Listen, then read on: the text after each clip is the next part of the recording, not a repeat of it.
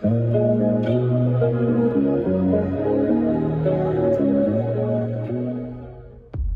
yeah, I use the scary intro, as I've been told by AB21. So you know something special is about to happen.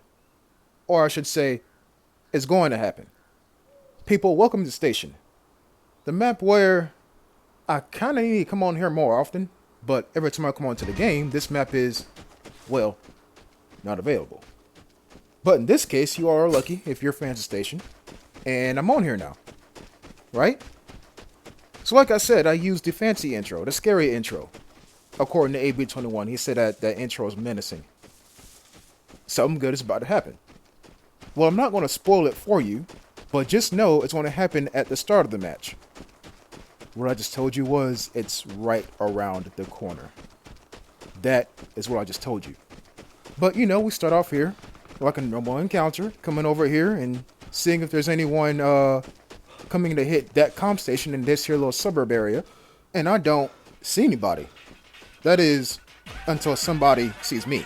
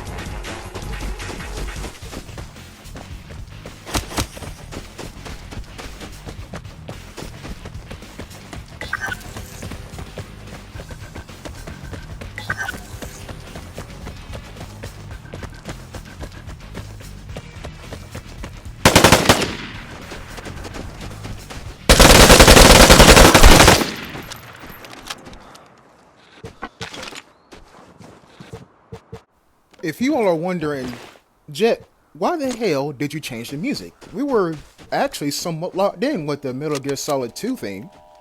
Yeah, I know you were, but I did that to demonstrate something to you. When was the last time you've ever seen me pop a caffeine pill and a stem charge? When was the last time you saw me do that? Most of the time when I do that, it's because I want to leave, right? This, in my humble opinion, was the very first time I ever did that shit. Now let me ask you this. What kind of player carries stem charges and caffeine pills? Yeah, the aggressive kind that kind of want to get a threat as soon as possible and then pop a grenade at their feet so they can die and go back to the house quicker. Yeah, that's a thing. Look it up on my streams. I don't do that, but I respect to the people who have. People, when I changed the music, at that point, I literally said out loud, man, fuck all this hiding shit. If you want to fight, let's fight. Just like that. And that's when I popped the damn caffeine pill and the stem charge. When I was running on that rock, obviously dude was not in the open. So if he's not in the open, then where would he be? In some kind of cover, right? And on top of that, the jammer was in that area. So if I get shot at by a guy in a jammed area and I can't see him, but he's also in a jammed area, where would he be? In cover. There's a very convenient tree right there. Wonder if he's hiding in that. So I just took some pot shots and sure enough, out he came. Yeah, I was tired of the peekaboo bullshit. I honestly was, dude. I honestly was. Now, before I tell you what's on my brain as I'm watching this back, let me give you a Dragon Ball Z reference. If you watch Dragon Ball Z, you will get it. If you don't, you're a lost soul. I can't help you. Like I said, Dragon Ball Z, and if you don't watch the anime, you won't understand. Have any of you recently watched the Cell Saga? Of course you have, because it's like the. Well, I'm not going to say what saga it is, ranked from best to worst. But anyway, remember when Goku and Gohan were training in the hyperbolic time chamber? And Goku said, "All right, son, let's chill out for the day. You're beat and so am I." And he grabs his arm and starts walking back to the chamber. And Gohan says, "No, Dad, let's keep fighting." And Goku turns around and sees a yellow glow. And Gohan turns Super Saiyan 2 for like a good 5 seconds, and then he faints. And Goku says, "You did it, son. You beat me." Or some shit like that, I don't know. That moment right there, what you just seen, was the equivalent of me going Super Saiyan 2 for like 5 seconds. What I just tell you? I might be turning a bit more aggressive. I might be. Just like how Gohan used his emotions to turn into Super Saiyan 2 because Android 16 died in front of his face and that sent him over the edge. The emotion I had was, I'm tired of this peekaboo bullshit. Stop shooting at me from cover. Come out here and let's fight. If you don't want to fight, I'll bring the fight to you. And that's what happened. I'm kind of scared, people. And I could be an arrogant asshole and say, I'm afraid of my own power. No, no, no. That's not what I'm saying. What I'm saying is, I don't want to turn into the freaking masterful sweat that you all watch on YouTube because there's so many of them. By the way, this guy that I hear is right here.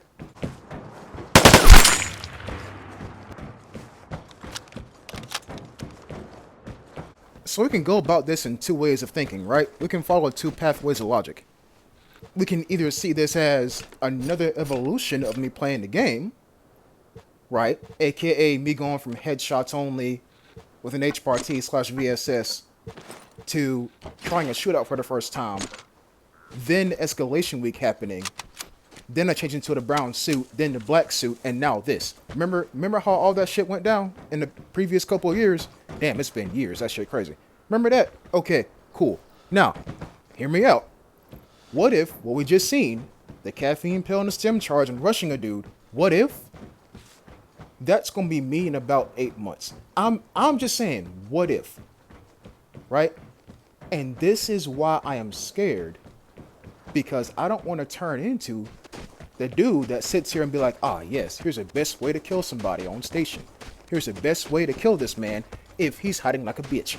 Like, I don't want to turn into that. When I first started this here channel, initially... The plane is near. Get ready for the airdrop.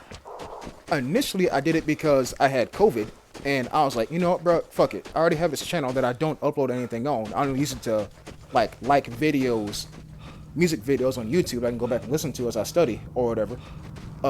Yeah.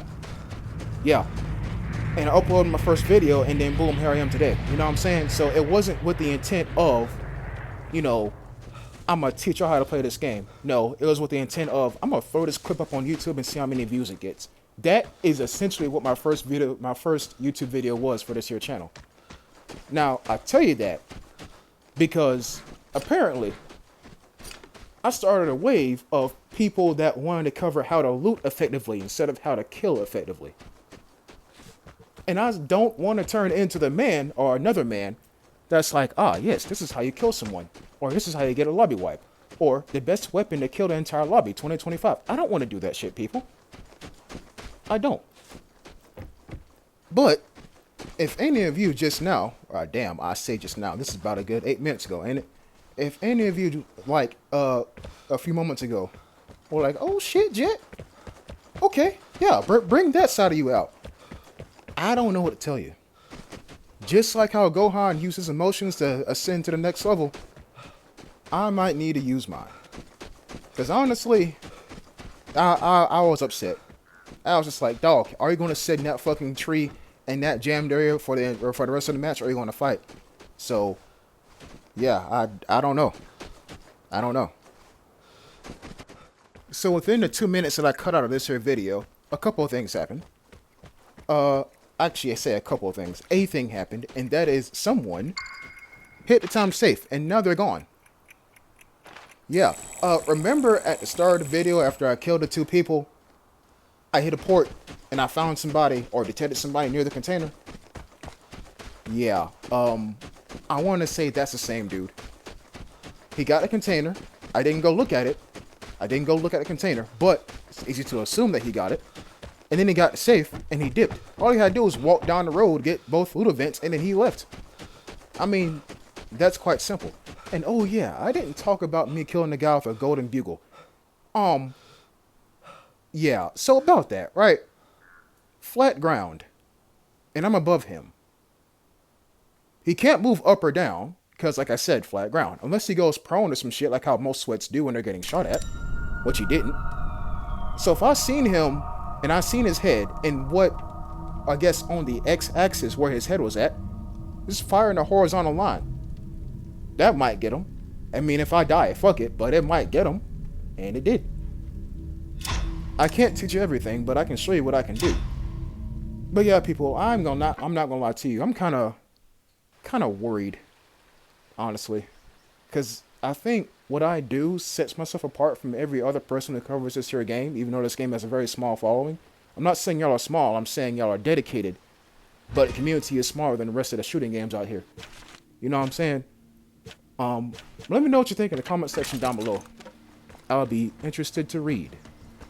Thanks for watching, and I'll see you next time. Until then, peace.